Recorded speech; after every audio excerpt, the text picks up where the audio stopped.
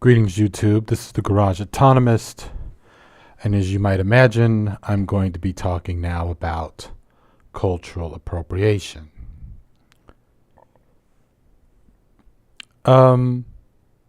It's a very wide subject because there's so many different elements to that term that there is no one big fleet of ideas on this. Where all the ships are sailing in the right direction. So you may have some people talking about if they're people of color or other marginalized groups in society who might talk about cultural appropriation, and they may throw out some examples, like say if someone who's not from the African American from the black diaspora, if they've decided to start rapping, it's a form of cultural appropriation. I would never agree with that. You might have it to where a musician who, like thousands of rock musicians have done roughly since the 60s, might put a sitar, as we all know the sitar, a very beautiful instrument, by the way. I love the sound. They might go ahead and have it and incorporate that into a song. Somebody might throw that out as an example of cultural appropriation. Again, I don't agree with that as an example, but that's okay. See, I can disagree with some of those kinds of examples with other people on what a cultural appropriation is and is not. I'm not going to take the argument and then throw the baby out with the bathwater, because I disagree with some of those examples. But one thing I won't do, and one thing that I definitely have an absolutist position on, is when it comes to our enemies of the alt-right and really just the right wing in general, and people who want to uphold white supremacy and racism, I won't let you guys form the narrative or form the argument of what cultural appropriation is. This little meme that you see right now is a perfect example. Some right-wing piece of shit who had lots of time on their hands made this. And as you can I'm not going to read the whole thing, but you can see what they're trying to say. This is what a cultural appropriation is, that it's a critique against desegregation. Okay, if anybody would support segregation, it would be them. No, to have a critique of cultural appropriation does not mean you're pro segregation and everybody should be in their own little cultural silos in a multicultural society that we live in. It's funny how these people are the same ones who would say something like this and would get behind something that's quote unquote funny, because it's not really funny. It's shitty humor, actually. That would get behind something like this, and yet they would be the first ones whining and complaining, most likely back in the 90s, about multiculturalism. So you have a problem with the melding of other cultures and ideas being taught in campuses across America, but when it comes to what you think a critique on cultural appropriation, what you think that is, now all of a sudden you're pro multicultural. It doesn't work that way. So shut the fuck up. No, there are certain elements about cultural appropriation that I do feel deserve critique, and that I feel deserve outright shaming of, and I think that we all know what it is. That's why so many of the pro-white supremacists and pro-racists love to are the ones that are up in arms about it, especially here in YouTube, since they're fighting so hard to want to control the narrative. What I'm going to do is I'm going to cheat just a little bit, and I want to read from Wikipedia about cultural appropriation. So just give me 1 second here. Damn it. Here we go. because it's just a passage that I think is very important. Now, this is from the Wikipedia page on cultural appropriation, and I just want to read this one thing that I think is very important.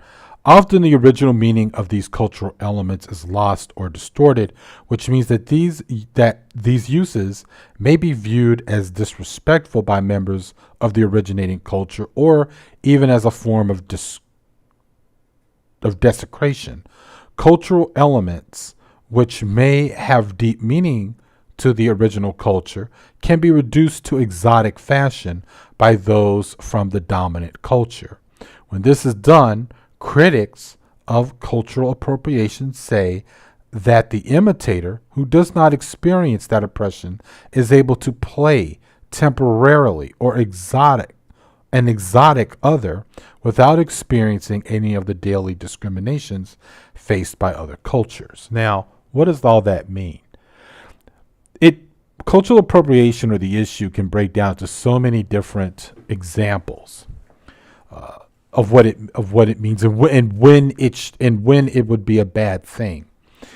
And a perfect example would be when you see people running around wearing the Native American war bonnet, or maybe if you go to a concert and you might see people who clay up their hair in a way that creates, I wouldn't say dreadlocks, but if anything, creates mudlocks, like the mud people who like to show up at concerts, at least as memory used to serve me, and play in the mud, and then they would sort of lock their hair up with wet mud, and they would look like the Maasai of God, no, they're not from Ethiopia. Forgetting what region the Maasai are from.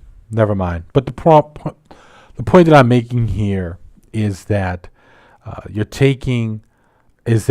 example of cultural appropriation is when you do take something that has an actual meaning. It's a symbol that means something for a particular group, and basically you costume yourself in it. I do have a problem with that form of cultural appropriation, because you're not doing it because you're embracing that culture for the rest of your life. You are not living amongst the Native American. You're not living amongst the Maasai, therefore rejecting the culture that you grew up in. You're just simply wanting to parade as someone else that you're not. I have a problem with that. That's a good example of cultural appropriation. Now, a bad example is, and I brought it up briefly, is about musicians and when people, Donald appropriating Jews and Italians, worst parts of mafia culture. Angry Bastards. Welcome, Angry Bastards. I'm a huge fan of your channel.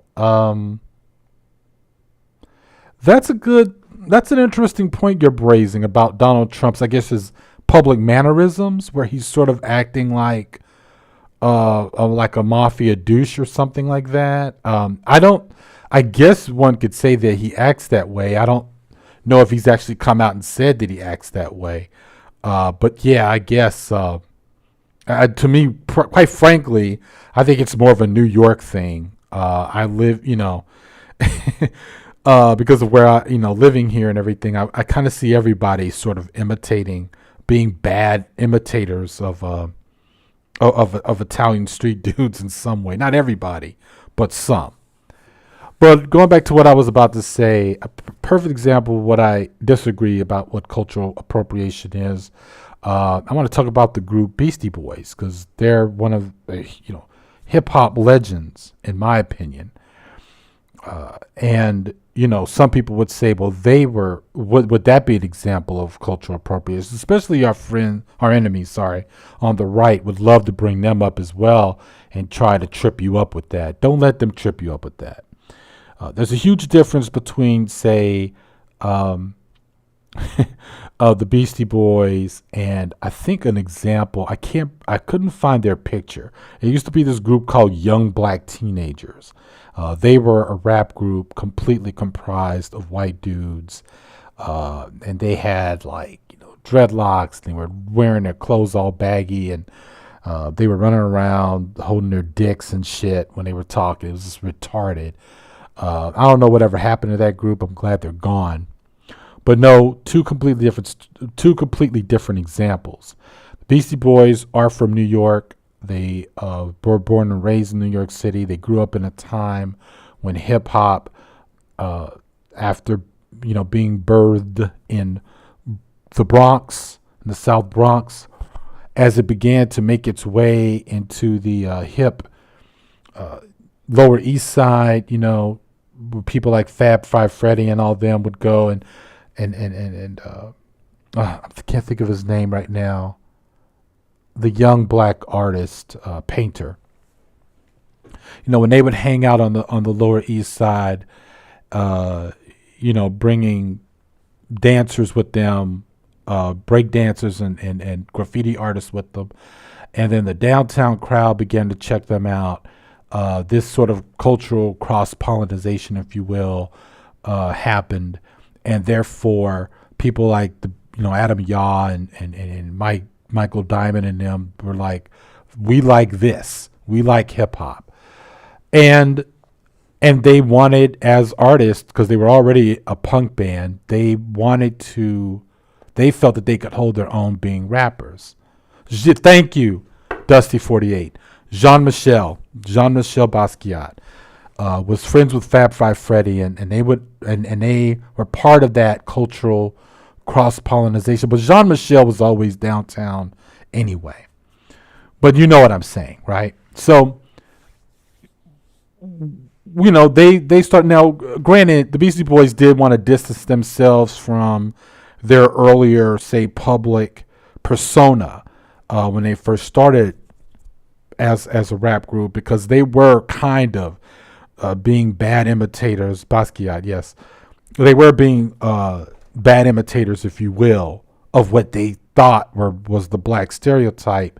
I remember that distinctly, and they even actually apologized for it. But other than that, that is not an example of cultural appropriation. I already gave you a good example, or a good example, and that would be the young black teenagers. Some would argue that Vanilla Ice was another bad example. Now, going over to Halloween, because this is usually the reason why this subject matter comes up a lot, is around this time of year. Halloween is going to come, and we're going to see once again. Hold on just for 1 second. We're going to see once again people in costumes. We're going to see once again people in costumes, wearing costumes like Vato Loco and Polka Hottie, Indian Warrior, Kung Fu, and all of these other forms of nonsense. And some people are going to see that as offensive, and they should, because what you're doing is you're costuming yourself in a stereotype that is not real. While the sombrero is a real hat that people wear, it's a hat designed to keep the sun off of your head and out of your eyes. We all know that when people are dressing up in costumes, wearing, first of all, these store-bought fake sombreros with a mustache that they didn't grow on their face, that doesn't belong to them, fake brown makeup, you're basically costuming yourself in a stereotype. Often the stereotype is seen in movies of just lazy Mexicans sitting around not working, which of course in real life is never the case. Matter of fact, a huge chunk of my life, the majority of my friends, if they were not Chicano, were indeed Mexican nationals who moved here to work. There was nothing lazy about the Mexicans I've ever known. So, let's not even begin with the Native American costumes. Polka Hottie, very popular.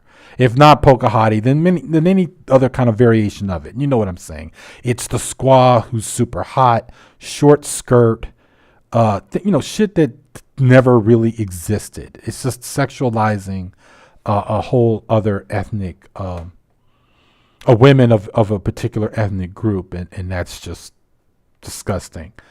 So but let's face it, we talk about that stuff.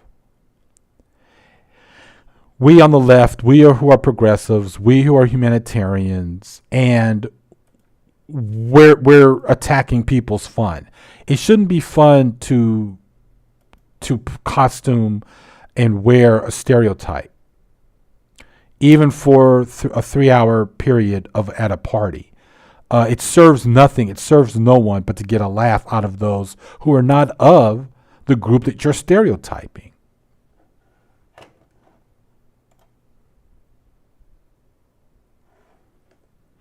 So when you're taking someone like this and you're basically putting on these stereotypes, what you're really doing is you're going as, if anything, a minstrel, and you're a minstrel of someone else's culture, and not even someone else's culture. I'm sorry, you're a minstrel of a stereotype, and you're playing up one. And stereotypes are lies, basically. So, that's the reason why the that's the reason why the critique exists. Okay, and that's why those of us want to attack it as much as want to attack this form or this manifestation or this element of cultural appropriation, because it's wrong, it's bullshit, and it just needs to end. And those who are on the right and those who are reactionaries, who are doing a major form of pushback by trying to trivialize our critique, okay, simply are threatened by it. They just want things to stay the same. Okay? They just want things to stay the same, and that's why we're getting the pushback.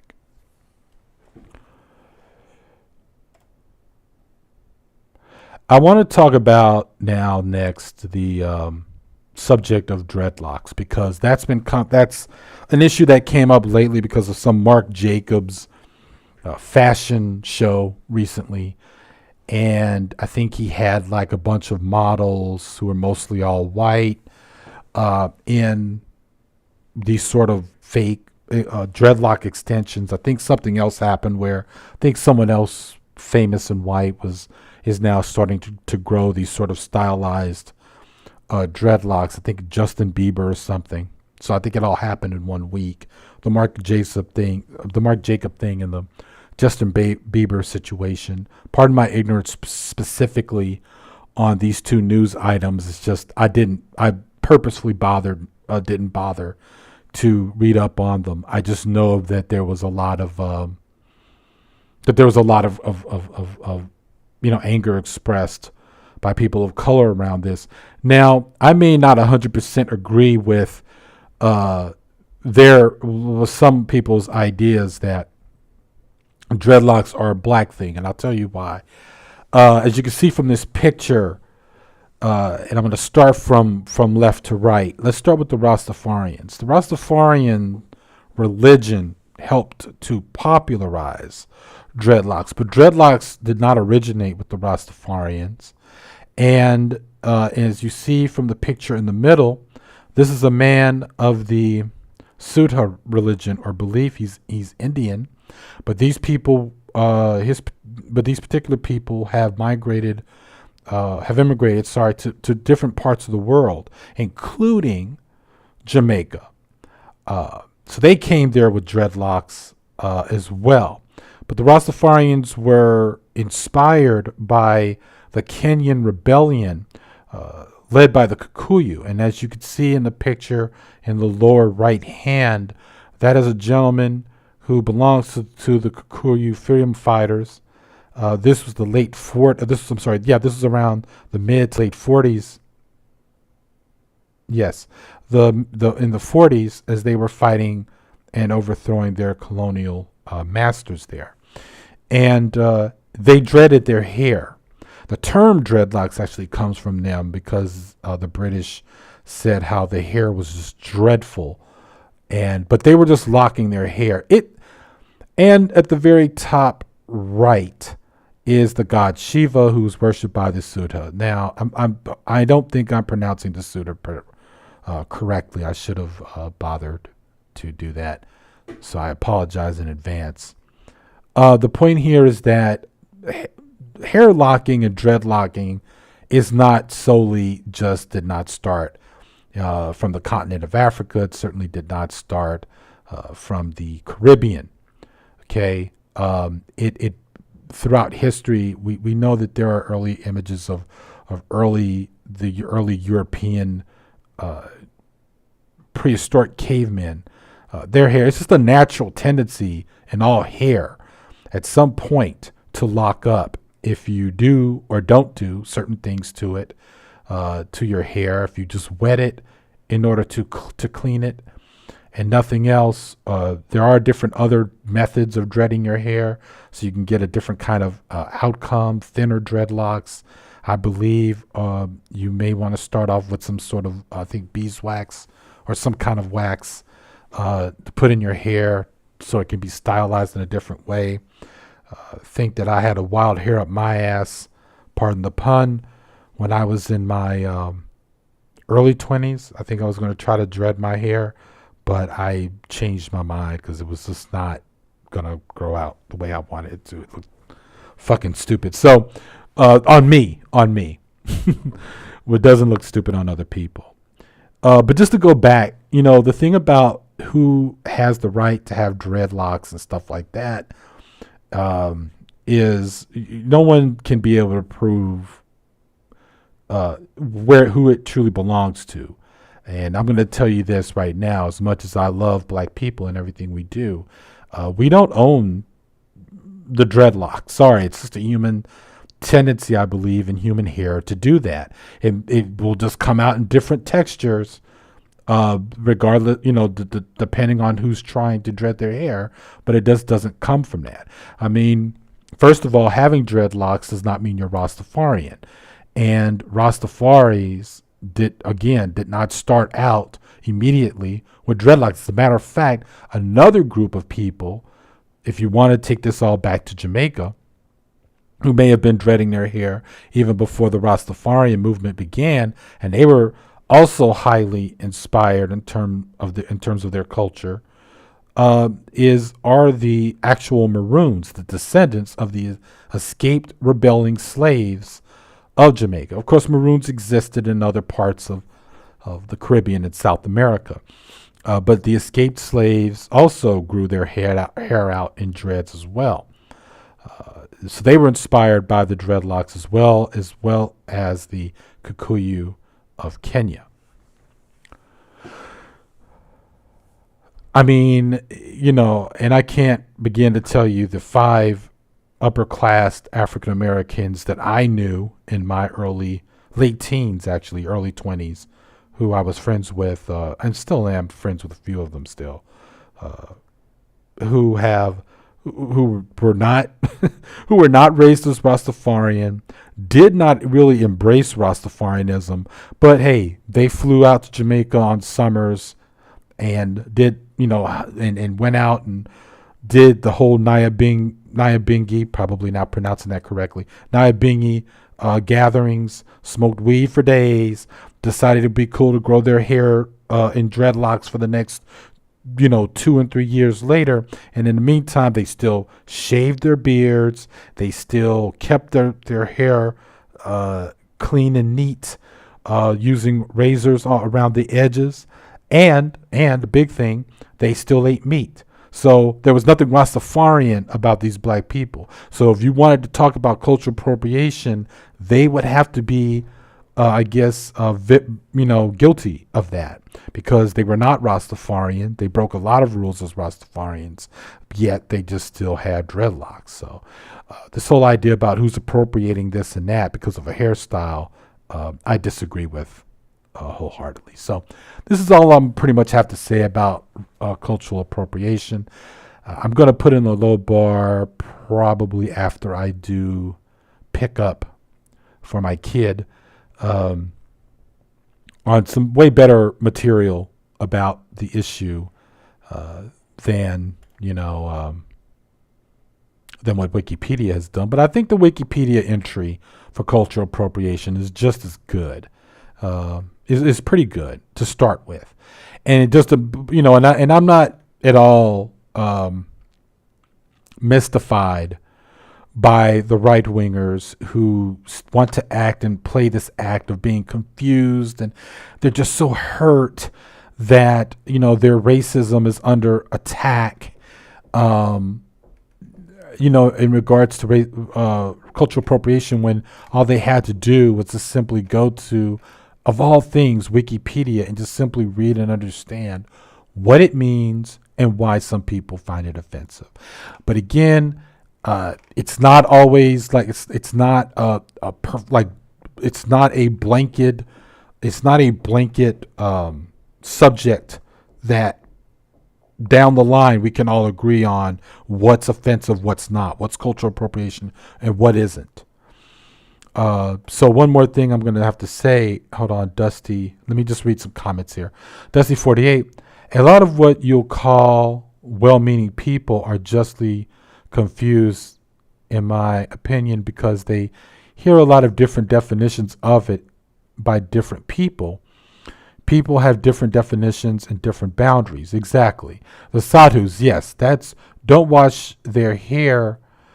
They get that texture. This is how people with straight or wavy hair get the moppy look to their hair. They just don't wash like the sadhus. Ace's keyboard. Exactly. Yes. Thank you, Dusty48. Those are great points that you're raising.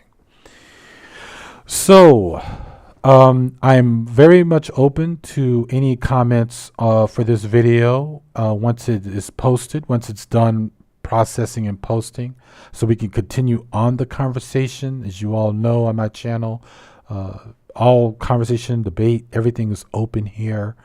Even for some of you out there who I've gone to your videos and terrorized. I'm going to put a link in the low bar of someone who really annoyed me with her video. I can't think of her name off the top of my head in regards to cultural appropriation. She identifies herself as a Hispanic, which most of my Latino friends, they would call her a Hispanic. But